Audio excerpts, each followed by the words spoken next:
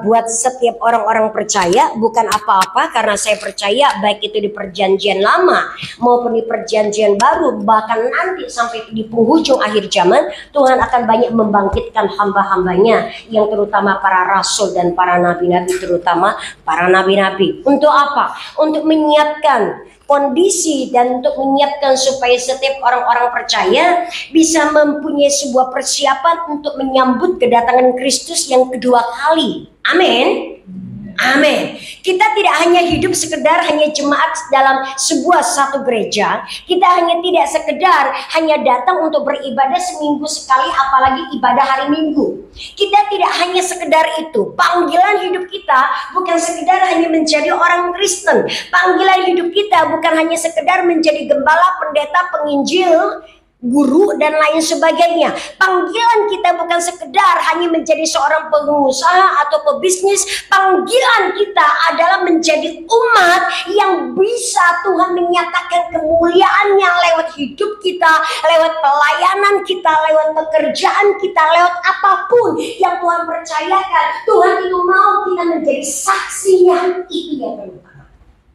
Saudara percaya atau tidak, Matius pasal yang ke-28 ayat yang 20, sebelum Yesus Tuhan itu terangkat naik ke surga, Tuhan memberikan satu pesan yang sangat penting, yang selama ini kita tahu adalah sebuah tugas amanat agung. Yuk mari kita buka yuk Matius pasal yang ke-28. Saya tidak sengaja waktu masuk, saya bicara ngobrol dengan Bapak Gembala. Ada sebuah api yang berkobar di dalam roh saya. Dan secara tidak sengaja Bapak Gembala bercerita apa yang menjadi kerinduan beliau dari hatinya yang paling dalam. Dan singkat cerita, dengan obrolan yang hanya sekitar 3 menit, 5 menit, saya tahu Tuhan, tadi pagi Engkau berbicara jam 3. Apa yang menjadi pesan Tuhan untuk jemaat di tempat ini bukanlah sesuatu yang kebetulan. Saya punya sebuah tradisi, saya punya sebuah kebiasaan. Saya bukan pengkhotbah yang hebat, saya bukan pembicara yang hebat, tapi setiap kali Tuhan itu memberikan saya kepercayaan untuk membagikan firman atau sharing apapun, pesan-pesan Tuhan apapun dalam bentuknya, saya selalu tanya, Tuhan, apa yang Engkau mau bicarakan buat jemaatmu, buat orang-orang yang Engkau kasih di tempat ini, di gereja ini, di jemaat ini. Izinkan saya mau cerita. Entahkah saudara mau percaya, entahkah saudara tidak percaya, itu tidak masalah buat saya. 2 minggu sebelum saya berangkat ke sini, saya sudah berdoa, Tuhan, hamba-Mu mau pelayanan di Surabaya ketemu dengan 1-2 orang, mungkin 3 orang, mungkin diberikan kesempatan untuk pelayanan dan datang ke gereja untuk bisa membagikan firman. Tapi hamba-Mu minta bukan karena kerinduan hamba-Mu, karena mau datang untuk melayani, enggak. Tapi biarkan dan izinkan hamba-Mu menyampaikan pesan dan isi hati. Saudara tahu, 2 minggu yang lalu Tuhan nggak cerita pesannya apa buat gereja GKM di tempat ini. Sampai tadi pagi, sampai semalam, saya terbangun sampai berkali-kali, sampai jam 12, sampai jam 11, saya terbangun, Tuhan, Engkau belum kasih pesan buat GKM Immanuel di tempat ini. Sampai tadi pagi jam 2:30, saya masih bergumul, saya masih berdoa, Tuhan, Engkau nggak ngomong nanti saya paling ajak jemaat GKM Immanuel nyembah Engkau aja, karena Engkau nggak besar. Dan saya terus berdoa dan berdoa, dia Tuhan yang setia. Dan tiba-tiba dia berbicara. Hari ini saya mau kasih judul apa yang menjadi khotbah sharing firman pagi hari ini, upah mengikuti Yesus. Tapi saudara harus sabar dengan saya. Saya mungkin akan melewati sedikit 30, 40, naik pol-pol 1 jam. Saya mohon dimaafkan kalau saya kelewat batas waktunya. Makan siang saudara mungkin agak sedikit lambat, tolong ditahan sedikit. Kalau agak pulangnya agak siang, saya mohon maaf. Tapi biar pesan Tuhan nyampe. Amin. Saya mengasihi saudara. Oke, mari kita baca Matius 28 ayat yang ke-20. Matius Oke, yuk kita baca sama-sama. Saya nggak mau baca sendiri. Saya mau baca sama-sama dengan saudara. Sudah dimunculkan? Oke, yuk kita baca yang bawa Alkitab yuk. 1, 2, Matius Matius pasal yang ke-28 ayat yang ke-20. Mari kita baca sekali lagi. Sorry saya ini karakter saya. Oke. Yuk Matius pasal yang ke-28. Oke. Saya mau baca dari ayat 18, 19 dan 20. Ya, saya baca ayat yang genap, saudara baca ayat yang ganjil. Ya, setuju ya? Mari kita mulai. 1, 2, 3. Yesus mendekati mereka dan berkata, "Kepadaku telah diberikan segala kuasa di sorga dan di bumi." Saudara baca. Karena itu berlihat, jadikanlah semua bangsa itu dan baptislah mereka dalam nama Bapa dan Anak dan Roh Kudus. Dan ajarlah mereka melakukan segala sesuatu yang telah kuperintahkan kepadamu, dan ketahuilah aku menyertai kamu senantiasa sampai kepada akhir zaman. Saudara, seberapa saudara percaya kita ini berada di penghujung dari akhir zaman? Boleh angkat tangan? Hei, angkat tangan. Ini penghujung akhir zaman. Matius 28 ayat 20, Yesus sudah berkata waktu Tuhan terangkat ke surga, Tuhan berkata, "Aku menyertai engkau sampai di akhir zaman." Dan sekarang sudah 2000 tahun lalu, ini sudah penghujung dari akhir zaman. Artinya penghujung akhir zaman sudah mendekati akhir zaman yang sesungguhnya. Amin. Amin. Tapi seberapa banyak dari kita yang sudah melakukan, memberitakan Injil dan menjadikan seluruh bangsa menjadi muridnya Kristus? Pertanyaannya adalah itu. Hai, mari kita buka satu ayat lagi. Mari kita lihat, sebentar ya. Mari kita lihat. Saya jadi lupa nih catatan saya tadi pagi kemana ya, karena terlalu pagi jadi agak sedikit ngantuk-ngantuk menulisnya. Matius pasal yang ke-28, Lukas pasal yang ke-18, saya mohon maaf. Lukas pasal yang ke-18, Lukas pasal yang ke-18 ada sebuah perikop cerita yang saya mau share buat saudara. Lukas pasal yang ke-18 ayat yang ke-28 sampai ayat yang ke-30. Sebentar saya akan, setelah baca ini saya akan cerita kesaksian hidup saya. Lukas 18 ayat 28 ada satu perikop yang judulnya upah mengikut Yesus, saudara. Ayat 28 berbunyi demikian. Petrus berkata, "Kami ini telah meninggalkan segala kepunyaan kami dan mengikut Engkau, Yesus Tuhan." Kata Yesus kepada mereka, "Aku berkata kepadamu, sesungguhnya setiap orang yang karena kerajaan Bapa Yahweh meninggalkan rumahnya, istrinya atau saudaranya, orang tuanya atau anak-anaknya, akan menerima kembali lipat ganda pada masa ini juga. Dan pada zaman yang akan datang ia akan menerima hidup yang kekal." Seorang murid Tuhan yang bernama Petrus. Mungkin Petrus ini tipe-tipe orang-orang yang mewakili setiap kita. Mungkin kita sedikit malu untuk berkata, "Tuhan, aku ini sudah meninggalkan segala sesuatu untuk mengikut Engkau. Terus apa yang kami dapat?" Hai, terus apa yang kami dapat?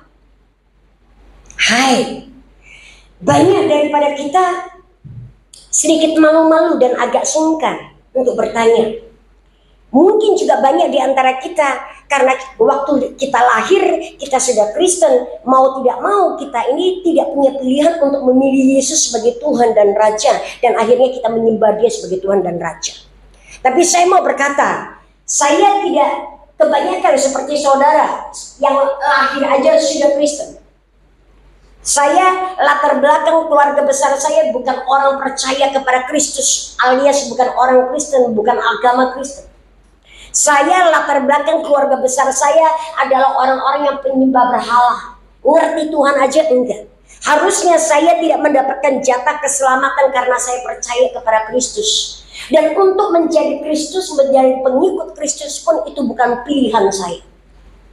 Tapi saya mau berkata hari ini di depan saudara, di depan malaikat, dan di hadapan Tuhan yang aku sembah, yang aku panggil Yesua HaMasiah. Saya mau berkata saya bersyukur karena ada Injil, ada orang-orang yang memberitakan Injil, ada orang-orang yang datang dan memberitahukan dan mendoakan orang-orang yang sakit di rumah sakit, dan melihat banyak pasien yang sudah kritis dan sudah banyak pasien yang sudah menemui ajalnya, dan kemudian ada orang-orang yang datang dan mendoakan salah satu orang tua saya yang ada di rumah sakit dan berkata, "Bapak, maukah engkau sembuh? Bapak, maukah engkau selamat? Bapak, maukah engkau terima Yesus sebagai Tuhan?" Saya nggak ngerti bagaimana ceritanya, bagaimana peristiwanya, bagaimana ceritanya papa saya akhirnya dan ujungnya menerima Yesus sebagai Tuhan, karena waktu itu saya baru umur 6, baru mau masuk usia 7 tahun. Disitulah latar belakang awal kenapa dan akhirnya karena orang tua saya yang diinjili oleh dokter-dokter, oleh perawat-perawat yang keturunan garis keturunan Belanda dan menginjil orang tua saya, dan akhirnya orang tua saya berkata iya.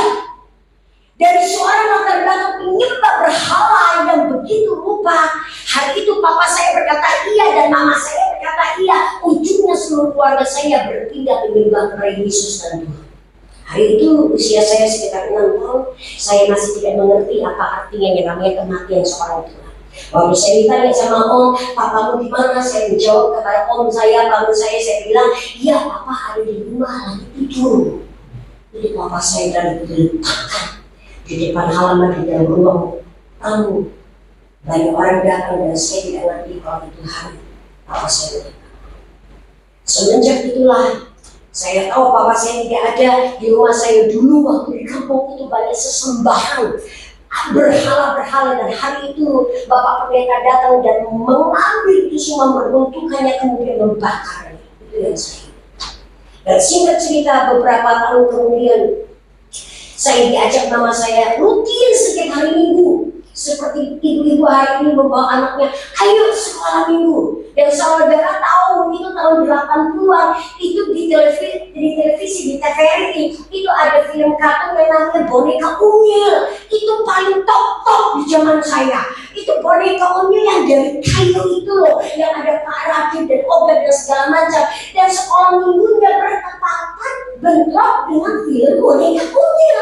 Saya marah, saya bilang, mama aku nggak mau ke gereja, mama aja ke gereja, aku mau nonton Unyil. Padahal hari itu di televisi saya, di rumah belum digital, itu kalau seandainya angin kencang bergoyang, itu televisinya kita tuh berbibit-bibit kayak banyak nyamuk, banyak semua. Saya harus lari ke atas loteng untuk muter pegangin, udah bagus belum, putar lagi ke kiri, udah bagus belum.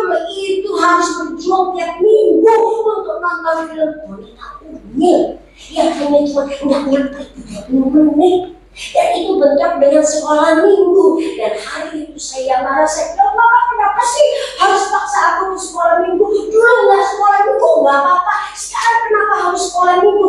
Mama saya yang nggak ngerti apa-apa, SD aja nggak lulus wanita yang sangat sederhana. Dia berkata, sekarang kita sudah Kristen. Saya bilang lagi, kenapa sih dari Kristen jadi ribut? Saya nggak bisa nonton film Boneka Unyil. Waktu itu saya nggak paham. Waktu itu saya paham. Dan singkat cerita, di usia sekitar 6-7 tahun, saya diceritakan oleh kakak-kakak saya 10 saudara. Saya anak ke-10,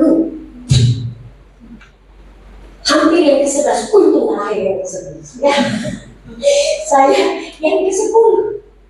Dan singkat cerita, dalam sebuah pagi, waktu itu kami di Kalimantan Barat, orang tua saya punya usaha warung kopi, ya, kopi tiam, ya, seperti itu.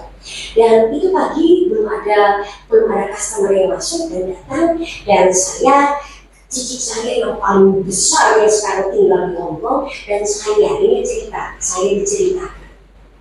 Mereka lagi ngobrol, bla bla bla bla, dan cerita. Mereka suka cerita, kita sekarang sudah gak punya apa-apa loh, deh. Kamu tuh gak boleh nakal, bla bla bla. Itu yang saya memori yang saya masih ingat gitu. Dan sekali Tiba-tiba cici saya yang paling besar itu tanya, nanti besar kamu mau jadi apa? Apa cita-citamu? Biasa ya, kita kan suka nanya, nah mau jadi apa nanti gede? Gitu ya, dokter, pilot, wah, Ciami gitu. Hari itu menurut pengakuan mereka, aneh loh ya.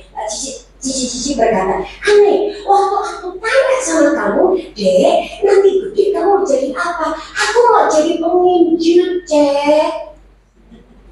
Hari itu usia kekristenan kami belum yang satu. Saya tahu cerita ini dari mereka yang cerita. Hari itu usia belum 7 tahun. Dan hari itu ikut sekolah minggu belum nyampe 1. Waktu ditanya, besar mau jadi apa? Cik, mau jadi penginjil. Mereka semua kaget. Kita jadi Kristen aja nggak nyampe setahun. Jadi penginjil.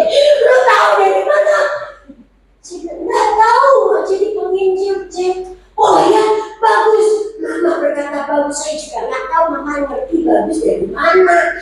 Akhirnya saya nyiplos, saya bilang, Cece sanggup nggak sekolahin saya jadi penginjil? Sanggup, pokoknya kalau kamu mau, sanggup aja.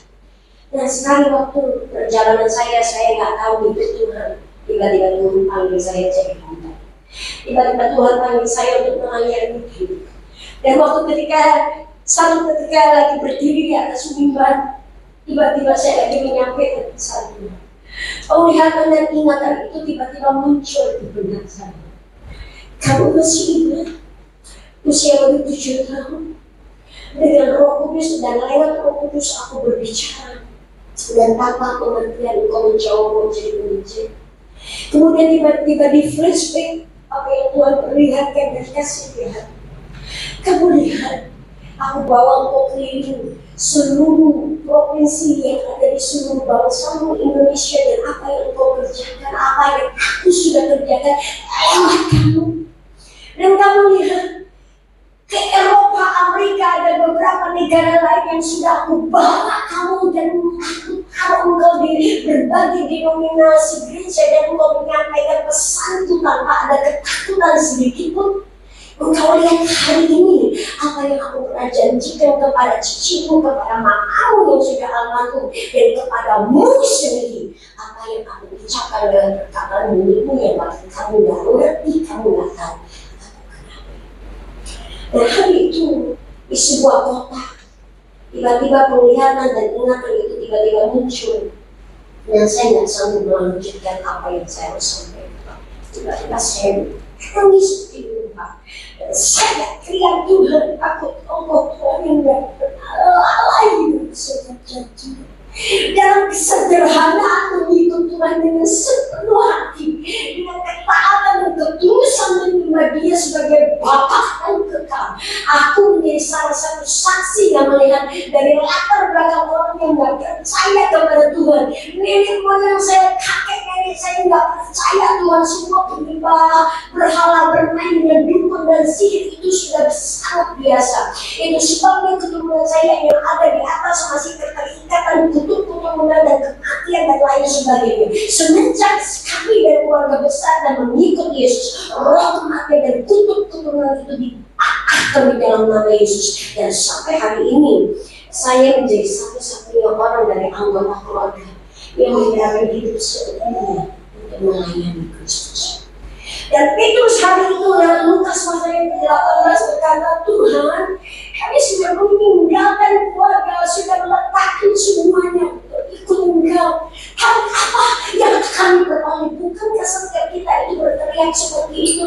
Apalagi kalau kita lagi di tengah-tengah kesulitan, pergumulan ekonomi, keuangan, pekerjaan nggak dapat, anak-anak sudah besar, nganggur. Wah, itu menghimpit di tengah-tengah himpitan. Kita bertanya, aku udah rajin ke gereja, aku rajin berdoa, aku rajin membaca Alkitab, aku rajin melayani Tuhan, tapi aku masih tetap miskin. Di mana Engkau?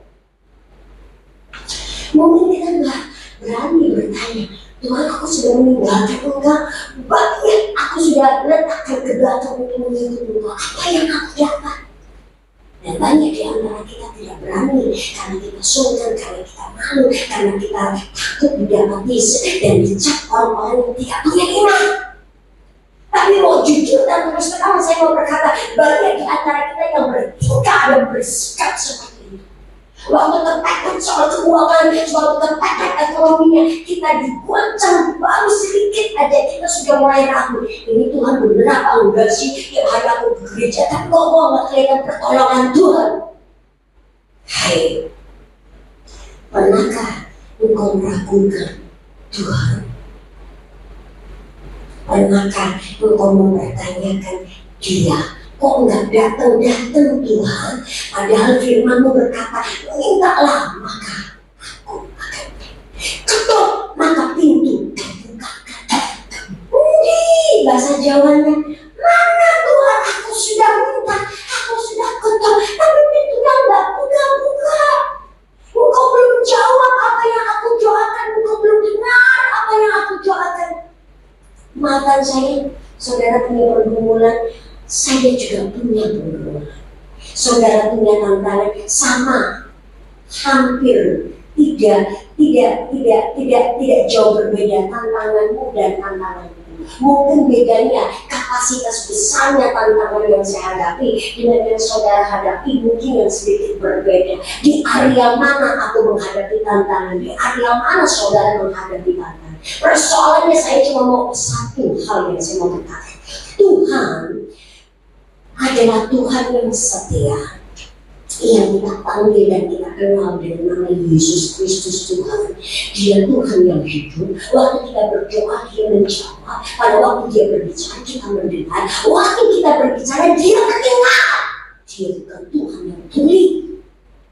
Dia Tuhan yang sampai hari ini Tuhan yang terus berbicara.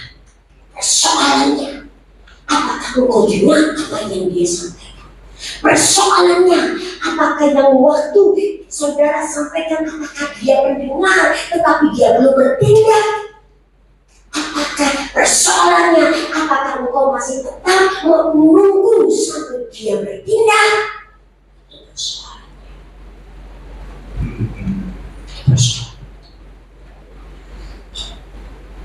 Upah mengikut Yesus.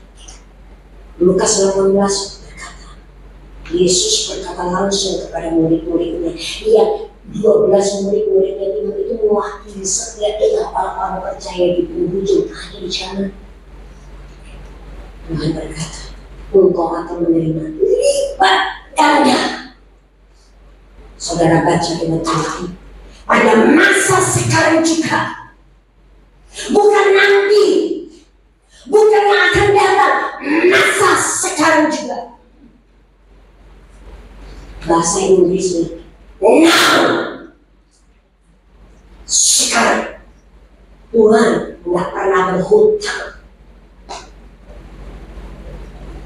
Tuhan tidak pernah berhutang. Dan ditambahkan lagi di belakangnya, nanti pada masa kekekalan pun engkau akan dapat. Amin. Saya nggak tahu satu dua saudara pergumulan apa yang saudara sedang hadapi. Saya nggak tahu. Saya nggak tahu. Tapi Dia berkata dari mulutnya sendiri, engkau akan menerima kali ganda pada masa sekarang dan sampai kepada kekekalan. Saya tidak akan banyak berpanjang. Saya tahu Bapak Gembala berkata 9 ya Bu. Baiklah Pak. Tapi izinkan saya begini. Melayani. Saya suka melayani di gereja Jumat Minggu. Tapi jangan lihat saya pakai gini, kok keren banget sih Bu, Ibu mau kemana? Lihat mau ke sini. Tapi gereja kami sederhana, so what? Why? Kenapa? Saya pakai rapi, saya mau ketemu dengan Tuhanku. Saya pakai rapi, bukan mau ketemu dengan gembala, saya belum kenal beliau. Hari ini saya baru kenal beliau. Saya Saya pakai rapi karena saya mau ketemu dengan Tuhan. Karena aku menghormati, karena aku menghormati dan mencintai dan melayani Dia yang telah menyelamatkan aku. Itu sebabnya aku pergi memberitakan Injil sejauh yang Dia mau bawa. Tapi Bu, ini jangan tadi masuk gang kecil, belok kiri, masih masuk lagi. Kenapa? Mau jalan kaki. Di rumah juga saya jalan kaki sampai sekian puluh kilo, jalan sampai 1 jam, balik lagi 2 jam. Biasa jalan kaki. Cuma pakai celana pendek dan kakinya kalau di rumah. Dan itu pagi hari kalau nggak sore hari. So what? Tapi ibu lebih banyak, so what? Saya nggak ketemu. Saya ketemu rajaku. Saya ketemu itu. Dan kalau orang bilang, Bu mau nggak pelayanan di gerejanya kecil, bukan kecil. Berapa jemaat? Paling cuma hanya beberapa ekor kok kayak domba yang digembalakan sama daun. Yang penting satu, syabat. Yang penting firman itu dilepaskan dan setiap jemaat dan tiap yang percaya kepada Kristus Tuhan bangkitkan. Hari ini saya mau berkata kepada saudara, kau mungkin ada pergumulan. Mungkin di satu titik fase dalam hidupmu, engkau sempat, saudara sempat meragukan penyertaan Tuhan dalam hidupmu. Mungkin ada di satu fase engkau meragukan pertolongan Tuhan. Mungkin di satu titik Tuhan itu berkesan seolah-olah sangat berlambat pertolongannya. Izinkan saya berkata, Dia tidak pernah terlambat. Percaya. Kalau hari ini saudara belum melihat pertolongan Kristus, belum melihat pertolongan Tuhan, bukan berarti Dia nggak dengar doamu. Dia tunggu, Dia tahan untuk memberikan waktunya. Pada waktu Dia bekerja dan berpindah, engkau tidak akan bisa tinggal diam dan membisu. Engkau akan bersyukur, engkau akan memuji, engkau akan bersujud, terlungkup untuk menyembah, karena itu yang Tuhan kerjakan buat kita. Karena satu hal saya percaya, pada waktu Tuhan memberkati kita, Dia tidak hanya memberkati seperti kita kalau ke pasar-pasar atau ke mall ketemu dengan pengemis-pengemis, kita carinya uangnya kecil. Tuhan tidak cari uang kecil untuk memberkati anak-anaknya, brosis, enggak. Tuhan ambil yang terbaik, yang terbesar, kasih ke anakku. Dia nggak cari ada uang kecil nggak malaikat, enggak. Tuhan tidak mencari uang kecil di surga. Nggak ada uang kecil di surga. Maafkan saya. Tuhan akan memberkati yang terbaik untuk anak-anak. Jadi tunggu. Ngomong ke jiwamu, jadi jiwamu.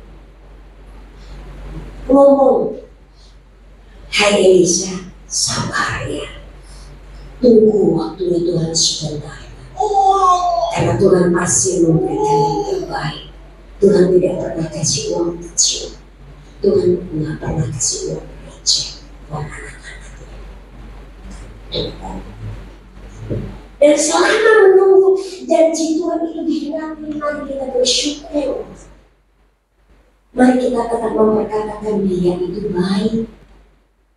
Mari kita tetap mengingatkan diri kita, hai Elisa, Tuhan itu baik. Dia sangat baik. Dia sangat ajaib. Bangkitkan imanmu supaya imanmu nggak kendor, supaya tidak ada keraguan sedikit pun yang menyusup di dalam hatimu. Dia berkata, hai keraguan, maka silakan keluar, aku nggak undang engkau.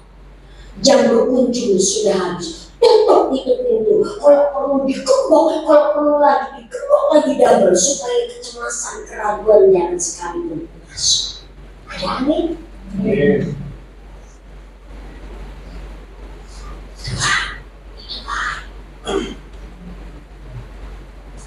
Tuhan itu baik.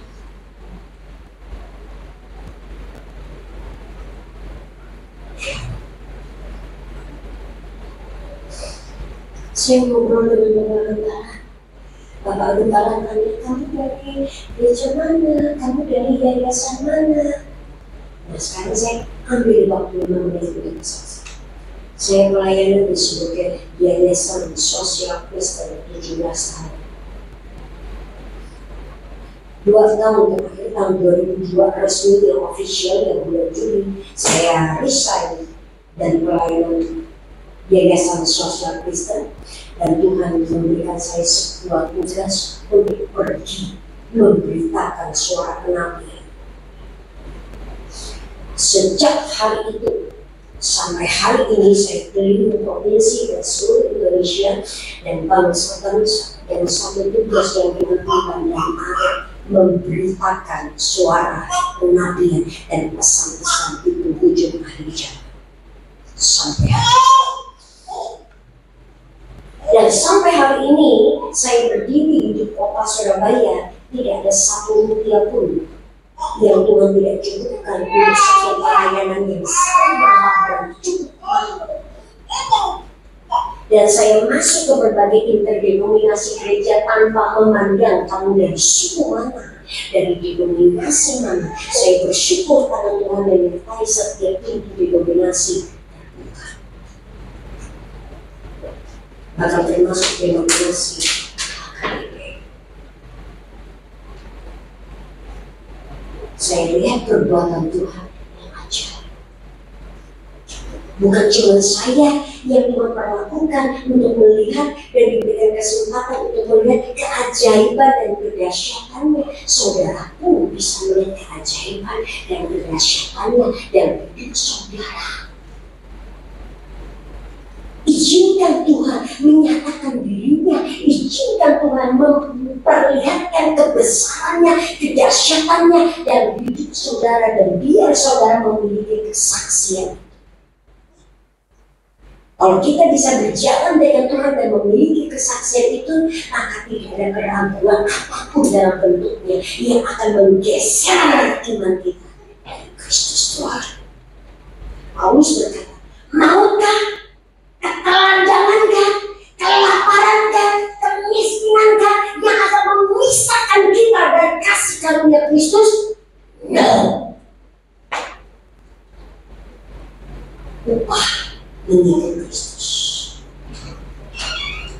Bapa di surga punya kerinduan yang jauh lebih besar untuk memberkati kita, supaya kita bisa menjadi berkat bagi banyak orang, bahkan bangsa-bangsa. Itu kerinduan hati Bapak. Saya akan berhenti di sini. Saya berdoa setiap kita yang punya pergumulan hari ini, ingat, dia tidak pernah berdosa. Apa yang dia katakan itu pasti dia akan alami, dan itu terjadi. Persoalannya kapan imanmu akan mempercepat dia bekerja, sama seperti imannya Maria ibunya Yesus yang mempercepat hari itu dia membuat mujizat.